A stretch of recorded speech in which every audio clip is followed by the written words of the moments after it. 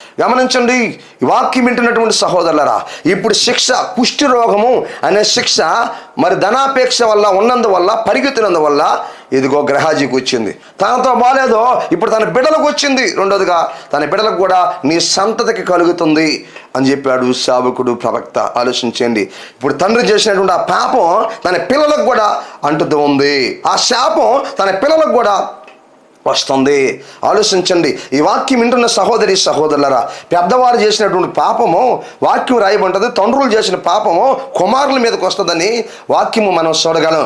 గమనించండి, తల్లిదండ్రులు జాగ్రత్తగా ఉండాలి. ఎందుకో తెలుసా? వారి పాపంలో జీవిస్తున్నట్లయితే, వారి పాపంలో కొనసాగుతున్నట్లయితే ఆ పాపానికి పిల్లలు కూడా బానిస అయిపోతారు. ఆ పాపం, ఆ శాపం పిల్లల మీద కూడా వస్తుంది. వాళ్ళ భవిష్యత్తు దెబ్బతినిపోతుంది.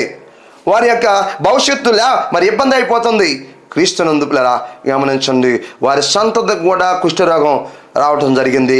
ఇక్కడ రెండో విషయాన్ని మనం చూస్తున్నాం. జాగ్రత్త.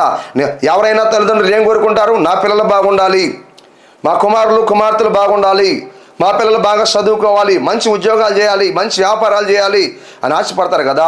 అలా వాళ్ళు బాగుండాలి అంటే, వాళ్ళ భవిష్యత్తు బాగుండాలి అంటే తల్లిదండ్రులుగా మీరు పాపం చేయకుండా ఉండాలి, తల్లిదండ్రులుగా మీరు జాగ్రత్తగా ఉండాలి, తల్లిదండ్రులుగా మీరు వాక్యానుసారంగా జీవించాలి, తల్లిదండ్రులుగా వాక్యాన్మైనటువంటి మార్గంలో మీరు కొనసాగుతూ ఉండాలి. అప్పుడు మన బిడ్డల భవిష్యత్తు బాగుంటుంది.